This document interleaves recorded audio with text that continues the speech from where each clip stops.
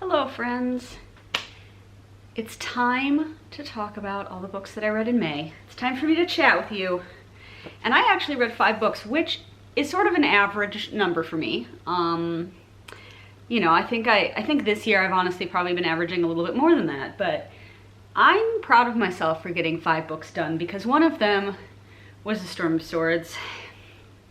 It took me half the month. No, it took me more than half the month. It took me like 20 days to read this book. And it's the longest one of the A Song of Ice and Fire series. So unfortunately though, it's not actually like I'm making things difficult for myself. Sorry, I'm fucking with my notebook down here. I'm making things difficult for myself because I decided I want to read books 4 and 5 simultaneously. So that's an insane proposition, but I've never tried it. And like, since I own them, it's not as if the library is going to want them back or anything. Not that the library ever really wants my books back super quickly anyway, but whatever. Let's talk about A Storm of Swords though. I love this book. This might be my favorite of the bunch. Like, I would be hard pressed to pick though, because these books don't, it's sometimes hard for me to remember what happens in what book. Sometimes, I don't know, like when you get to the later ones especially, just because they kind of flow into each other a lot. But this one has it has the big events that even if you've never read the series, even if you've never watched the TV show, you may have heard of some of these big events, and they all happen in this book. Also, Jamie starts getting chapters in this book, and I fucking love Jamie. Listen. The ultimate problematic fave. He tried to murder a child. He regularly is fucking his sister. He's utterly unrepentant about just how terrible he is in so many ways. And yet I just love reading his chapters. They're just so interesting. Okay. I am having the absolute time of my life rereading this series. I really am. I wish the books were not so goddamn long. I mean, part of the reason this book is so long is because it's like, physically shorter. But I mean, the type is still pretty small, so it honestly might not make that much of a difference if it had bigger pages. But it's just a big fucking book. So much happens in this book. Oh my god. Okay, calm down. Yeah, I don't know, 5 out of 5 stars. Like, I don't have that much to say about it that's not just me rambling about how much I like A Song of Ice and Fire in general. It's just so good. It is kind of funny though, because as I was reading it and remembering how much happens in this book, it was sort of highlighting to me how little happens comparatively in the next 2. Like, there are some major things that happen in those books, don't get me wrong, but I feel like there's more, I don't know, forward motion in this book than there are in those, in a lot of storylines. Which is fine. It's just, I don't know. I think that if the series can be said to have any kind of middle book syndrome, which it can't really because it's not a trilogy, that's maybe books 4 and 5 a little bit more. And not this one. Oh my god. Also, like, you really have to love descriptions of people walking around, going places, failing to go places, wandering in circles, and I do. Right, like the first adult fantasy book I ever read was Lord of the Rings, and I imprinted on it like a baby bird. And I love it when books are like, let me describe to you in detail these people walking through a forest in the rain. I'm like, yes, it's all I want. Okay, but I'm gonna shut up about that, beyond to say that I love it and I'm having a great time. So let's talk about all this other stuff I read. All right, so I wanted to continue like listening to some short audiobooks. So I picked up to The Lighthouse by Virginia Woolf. What the hell happened in this book? I'm literally like trying to remember. It's been like a month and a half since I listened to it, and it was quite short. Okay, so it's about a family that has like they go to like a summer house or something, like in the summer, obviously, and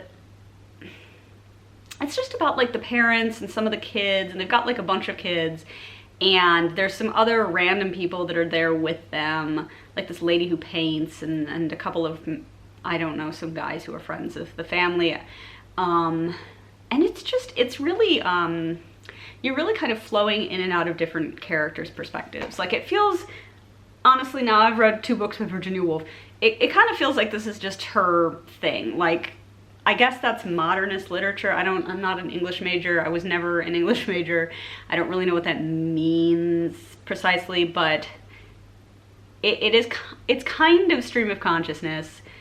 You're spending a lot of time just in people's heads while they don't do much of anything. And she's just kind of painting these characters and these places and like just the vibes. Like, it's vibe heavy.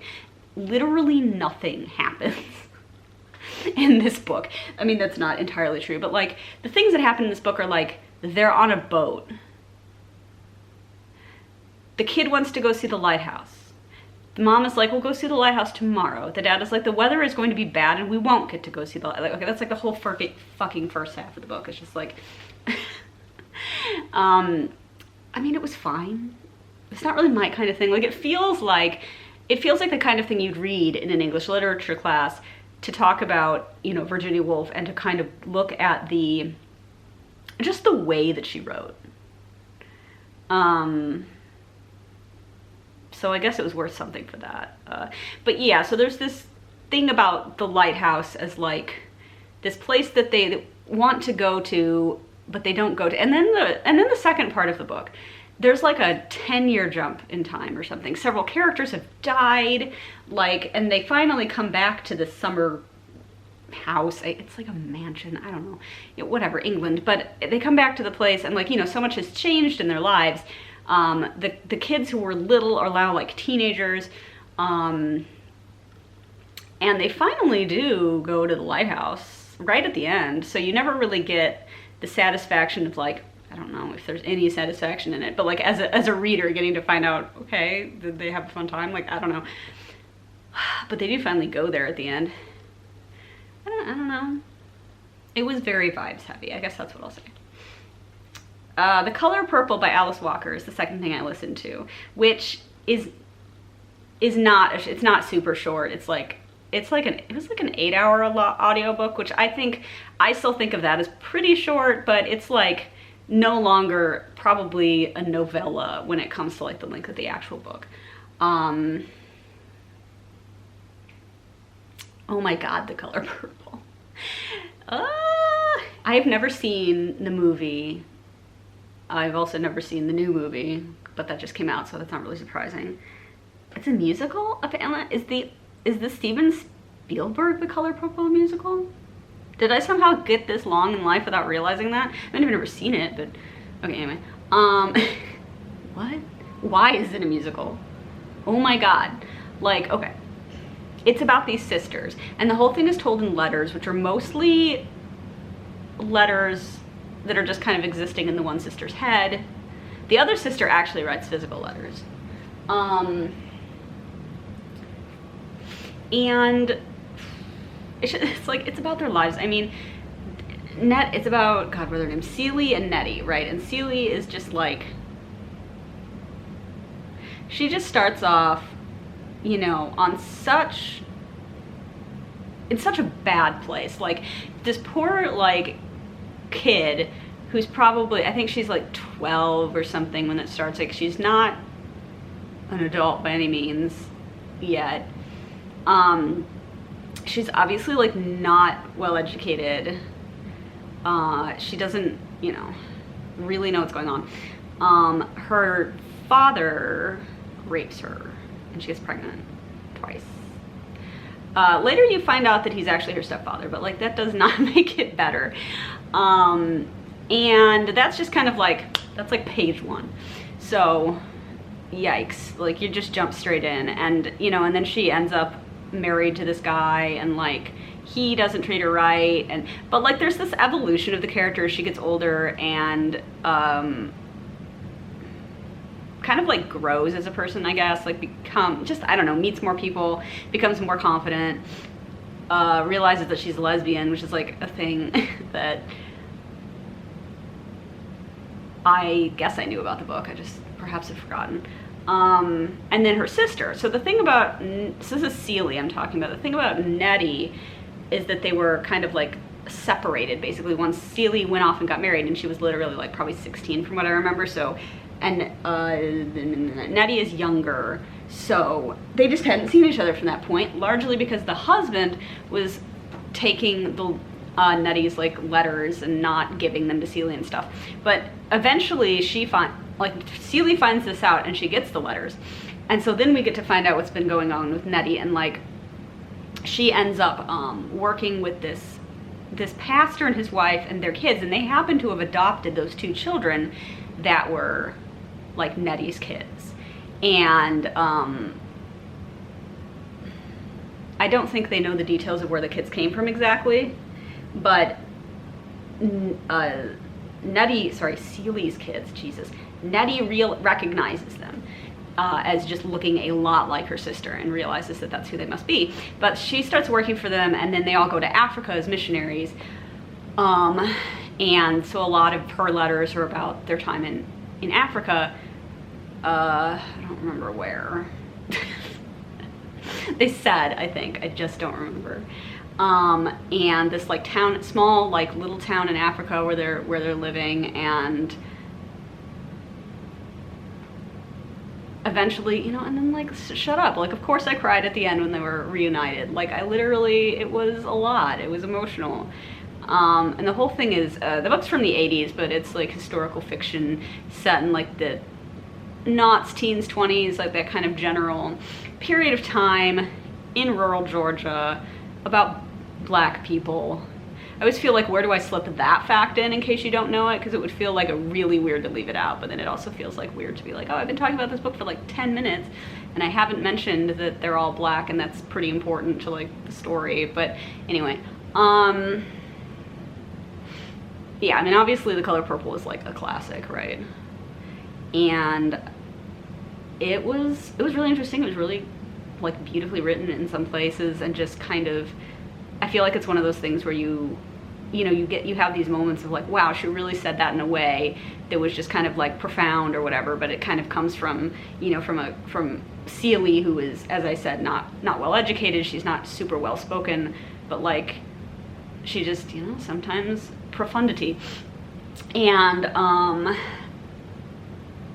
feel like I was gonna say something else. I don't remember what. Yeah, interesting. Okay. Ugh. Then we can move back to physical books.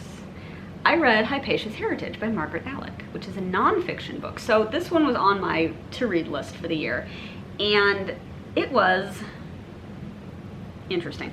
So I had to read it on archive.org because I couldn't get it from the library. But, I mean, it was great. I mean, I don't mind reading on archive.org. It's also really short, and it's supposed to be a history of women in science from antiquity to the mid-19th century.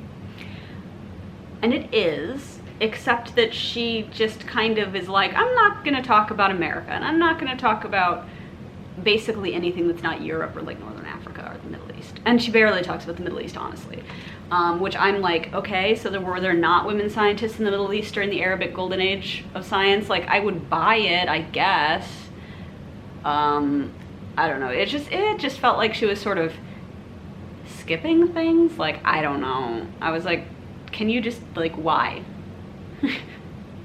Like, why wouldn't you talk about, and then also, oh my God, she also mentioned at one point that during the Middle Ages, Italy was a great place for women to actually be educated. They were allowed to attend universities, and then she just didn't really talk much about specific women doing science or philosophy, because the book talks about philosophy a lot and like alchemy and stuff in Italy. And I was like, why don't we talk about that for a bit? Why are we just sort of glossing over it like that happened? Are there too many people to talk about? Like, I don't know. It was annoying. I don't know a single thing about the author. I would bet you $1 million that she's British.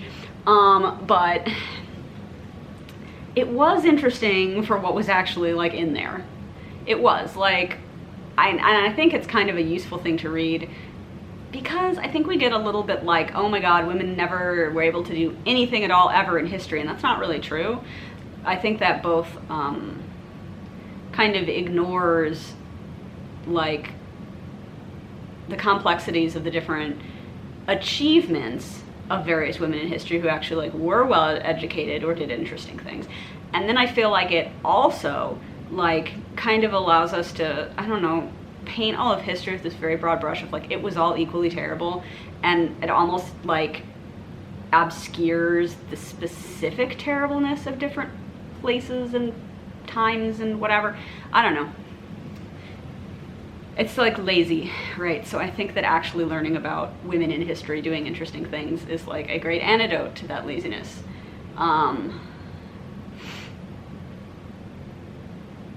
But it was a decent book. I wish it had been longer. It was genuinely like 100 and, how long was it? It was like, it was not 200, it was less than 200 pages, I think. And it's like, okay.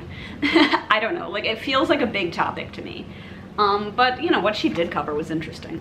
It's also a little bit of an older book. It's from the 80s. But I mean, I think I'm glad I read it overall because I did learn about some interesting people. And a little more about largely European, like, education kind of history for women specifically, because like there were periods when, you know, women could not attend universities, but then there were also periods when they kind of could, or they could attend some, or, you know. And if you go back, and I thought the stuff like in antiquity was interesting too, because she talked a lot about Egypt, for example, and also talked a lot in the book in general about how like women historically, there were particular branches of science and medicine that women especially were in, midwives being a big thing, of course, but also just medicine in general. Before medicine became something that you had to go to university for, I guess, basically. And like, on the one hand, I think it is definitely better that people becoming doctors have to actually go get an education about it and learn actual real things. But making that switch medieval, or it's probably not medieval, it's probably like Renaissance, Enlightenment, I don't know. Europe kind of pushed women out of that arena, which sucks, obviously. So, yeah, interesting book. And finally, let's talk about the last book I read in May, The First Sister by Lyndon A. Lewis. So, okay, so the thing is that I was reaching like, you know, the later part of May, and I was like, okay, June is coming soonish, and I really want to read a bunch of queer books in June. So I went to the library specifically to look for a couple of books, and they happened to not be there. And then I was just trawling through the sci-fi and fantasy shelves, looking for some stuff, just kind of being like, well, fuck, I want to get books with queer characters. I'm gonna have to just grab anything that I recognize that I know does have them. One of those books I picked up was The First Sister, because I had mistaken it for something else. It turns out The First Sister does have queer characters, so I wasn't wrong about that. And then I ended up reading all of it in May, because Hypatia's heritage was shorter than I thought it was going to be, basically, and then I was like, fuck. But it's fine. So The First Sister, feelings about this book. Namely that it was fine, but I think that, let me wait another 6 months and I will not be, I will never think of this book. I won't. It's beginning of a trilogy and I've decided I'm not continuing it because like I just don't really care. Like, I just feel like it was just very mid. Just, yeah, I don't even, I'm like trying to summon up the reasoning and I cannot right now for some reason.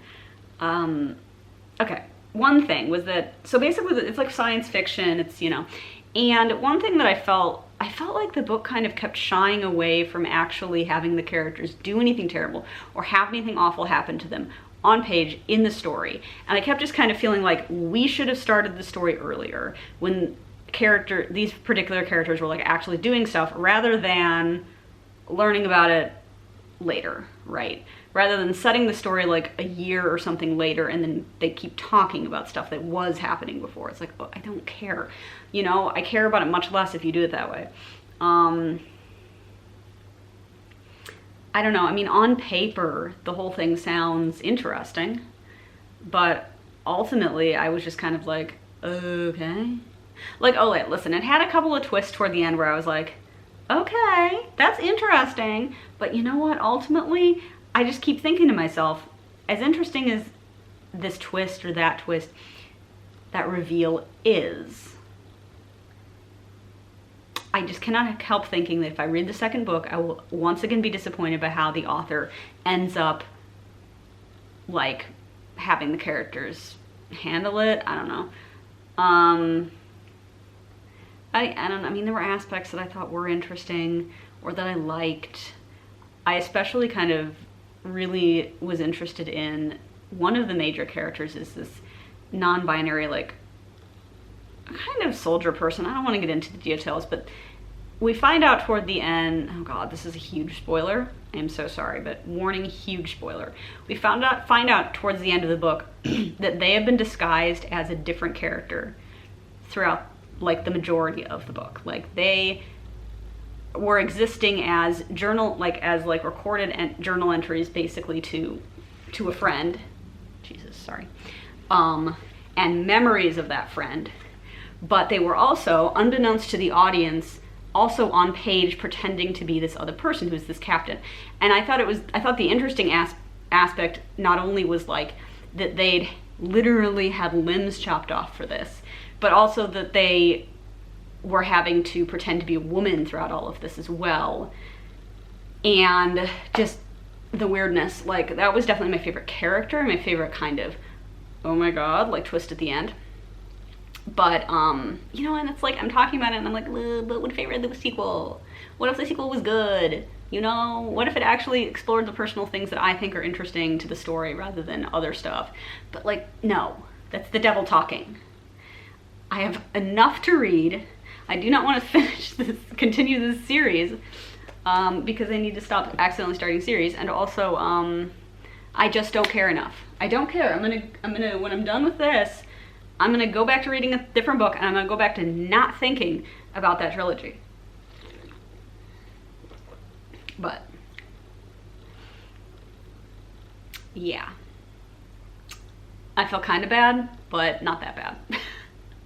And also, it was quite short. It was, I think, I'm so bad at remembering lengths of books, but genuinely it was, I think, maybe in the low 300s.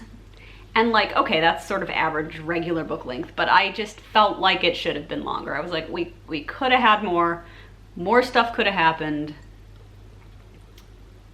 And, like, are you really gonna make one of the main characters essentially a sex slave who is also sort of a priestess, and then never have anything bad happen to her on page? And, like, listen, I'm sure there are a lot of people who appreciate not having the bad things on page, but I just kind of, like, I want to see the character dealing with the full extent of this terrible life that she lives. And we don't, because she's special, I guess, and didn't really have to do much of that. Whatever. I don't know. Whatever, that's probably fucked up, but oh well. Yeah, so I'm just like, I gotta stop talking about it because it'll drag me back in. There is something compelling about it, but I just didn't think the book lived up to the potential of its characters and its ideas, and, like, I'm not continuing it. I'm not literally watch me in like 3 months be like, bah, I read the fucking second book. I don't know what it's called. Okay, so that's it.